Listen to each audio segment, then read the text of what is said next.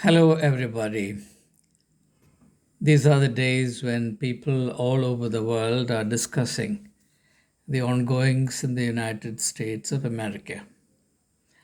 I also would like to turn my attention very briefly to that interesting part of the world about which our feelings have changed so substantially in the recent years. Let me put what I have to say under a certain title, or maybe I use a question. Why are people so scared of Donald Trump? There is no doubt at all that this man has succeeded in evoking a huge amount of fear in the minds of the people. If you were watching the congressional debate on impeaching the president, you'd certainly have caught the very strong undertone that the Republicans, in particular, who actually wanted to vote for impeachment, many of them held back because they simply could not contemplate the prospect of having to face Donald Trump in the days ahead. Not only the Republicans, I could catch an unmistakable strain of fear among the Democrats. They simply do not know how to handle this man. And I certainly and clearly believe that this move to impeach Donald Trump is utterly foolish. This is not the way to handle him, but that's not my main theme today, so I will not deal with it. Maybe I would address this question on another day.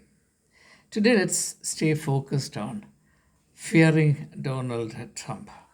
Why do you fear Trump? Let's rule out certain possibilities. Do you fear Donald Trump because he's a man of great personal authority in the true sense of the word authority? Certainly not. If you understand the concept of authority, you will agree that the use of force, any element of coercion or violence, is incompatible with authority. A person who has authority does not have to use violence or threaten people or resort to coercive methods. So it's obvious that Donald Trump does not command that kind of authority. Um, so that's not the reason why he is feared. Is he feared because he's the President of the United States of America? Well, the office of the President of the United States is a very powerful office, the most powerful office on planet Earth. But that doesn't mean that its incumbent has to be feared.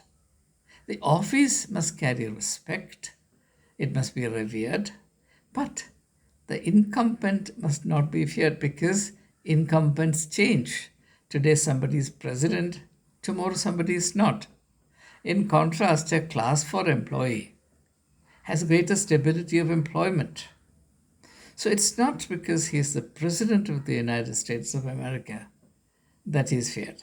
Is he feared because he's the richest man in because of his wealth? No, he's not the richest man in the United States. There are others far richer than him. So that's not the reason why he's feared. Is he feared because he has a private army? Well, he doesn't seem to have a private army, though he has managed to create a medley, an assortment of factions and cobble them together into some kind of a force. And it remains to be seen how he uses this phalanx in the days and months ahead. In my opinion, Donald Trump is feared for another reason.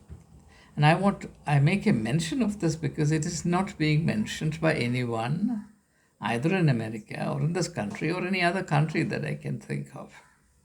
In my understanding, Donald Trump is feared precisely because he is mentally, spiritually, culturally, humanly underdeveloped. I'm not saying this as a light-hearted theory. I have good reasons for saying this. Let me see if I can explain this adequately. Now, in order to understand this, think of a drunkard. I remember my childhood days. There used to be a man who was always drunk. His eyes used to be bloodshot, and everybody feared him. He never beat anyone, he never attacked anyone, he never threatened anyone. He simply stood there. That's enough. Why was he feared? Rationally speaking, he should not be feared at all because a man in a social state is the weakest of all. You push him and he'll fall down. Then why is he feared? So think of this. Let's take another example. You think of a street rowdy who has a dagger in his hand. He stands there holding. Is he feared because of some great powers in him? He's feared because, unlike you and me, I hope, unlike us, he has no inhibitions about sticking the knife into anybody's stomach. He has no human emotions. He has no social imagination. He has no sense of fellow feeling. And in other words, he is humanly, pathetically underdeveloped. And that's the reason why a street thug is feared. You think of a madman. Madmen are feared everywhere. There is a theory that madmen are feared because madmen are closer to God. I don't believe in that theory. I believe that madmen are feared because they are less, unfortunately, less than fully human. Because if your mental faculties are deranged, then unfortunately, and I'm sorry to say this, I don't say this with any element of happiness. It's one of the saddest states you can imagine. It is a state that is feared simply because it is less than human. Now, think of Donald Trump. To me, the lowest point in the national life of America was not the 6th of this month when the Capitol was sieged. To me, the lowest point was when, in a press conference in the White House, the regular press briefings by the president, Donald Trump stood up and said, and I couldn't believe my eyes, I couldn't believe my ears. He stood up and said that the best treatment for COVID 19 is detergents. Either you drink detergents or you inject detergents into your body. Instant death. Now that's the level of the man's comprehension. Now it's possible to interpret it two different ways. This has not been done, but I'm making an effort. It's possible to argue that Trump said it not because he actually believed in it, but because he thought that this could have some kind of a sub-rational appeal to the common man, the rank and file. In which case, I would ask, what is President Donald Trump's idea of the common man in the United States of America? One thing I can tell you, that the common man, even in the hinterland of India, will not buy that as a sensible statement, a statement that can be made by anyone less than a raging lunatic. Imagine the President of the United States of America, the leading nation in the world, watched by eyes all over the globe, saying that this pandemic can be readily treated with detergents. That, my friends, was to me the lowest point ever in the history of the United States of America. Now, why did Donald Trump make this ludicrous, laughable public statement? My theory is that I'm just quoting one statement. He has made many statements which are absolutely ridiculous. I believe that his popularity largely comprises these posturings of underdevelopment. Now, Let's take another example. The creature that all of us fear most is the snake. Why is the snake feared in a very special way? When you see a snake, there's a fear that crawls and creeps and hisses within you. Why? Because of all creatures, perhaps the snake is the least developed. Now, we've seen snake charmers playing music in front of them. The fact is that the snake is deaf. The snake cannot hear music. The snake actually feels vibrations on the ground by its belly, because the snake has its belly on the ground. So the snake knows ground reality, so to speak. And we know that anything which crawls on the ground is underdeveloped. Civilization is also a process of man rising vertically. So we have aircrafts flying, and beyond that, we have, say, spaceships going to the moon and other and unmanned spaceships going to investigate Mars and beyond. All that. It's rising, right? Here, somebody's crawling on the ground. And you have never seen President Donald Trump making any intellectual appeal. Well, he's not capable of it. That's another story. I agree. But the point is that this is the reason why he is feared. If you're dealing with a man whose reason can be appealed to, whose sense of fellow humanity can be invoked, whose sympathetic understanding can be counted, who has a sense of kinship with others because he is a developed human being, then there is no need to fear. So, paradoxically, the greatest strength of President Donald Trump is not that he is the President of the United States of America. It is that he is humanly so disastrously underdeveloped. Why do I say this? I say this because I'm pretty sure that after he demits office, which he will do on the 20th, he's going to be a handful to handle.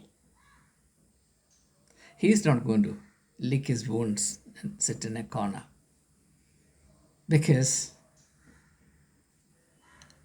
rational assessment of a situation and the synchronization of one's response strategies to the given realities is not part of Donald Trump's strength. He can only believe in that version of reality that he creates for himself. When Donald Trump says in public that the presidency was stolen from him, he sincerely believes in it. And it's because he believes in it ardently that about 70 million people believe in it. Some of them actively, some of them passively, a majority of them passively, but they still believe. How can that be so? When all the factual evidence is overwhelmingly contrary to what you're believing, you still can hold on passionately and hysterically to your belief that you have won the election. Yours was a landslide victory.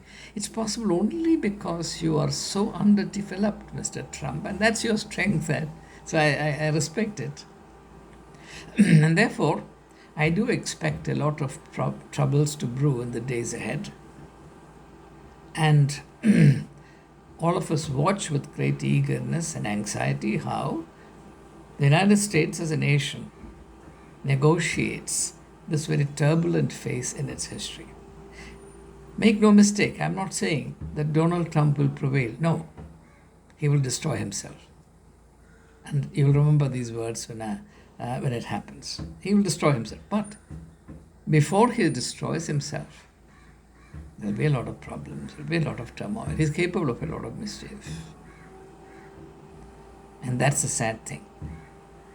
So, what is its application for the rest of the world? It's very simple. Wherever human beings don't develop as human beings. Doesn't matter which country, which culture, which continent. One thing is sure, if we don't develop as human beings, we are in for trouble. We will spew from our own midst. We'll spew up from our own midst the scourges and to torment us for ourselves. 1,000 Donald Trumps are waiting in the wing. They're ready to emerge. Countries after countries are going to fall into the lap of minor editions of Donald Trumps. A people who elect cheats, scoundrels, underdeveloped specimens of mortality, free of all scruples and sense of shame, who can cheat and who can incite violence of any kind, who can make hypocrisy a public virtue. This is horrendous for every society. And this disease, like COVID 19, which had its origin in China, the Trump virus has had its origin in America. It's going to spread. Mind you, it's going to spread. And wisdom demands that we get ready for it. Thank you. All the best.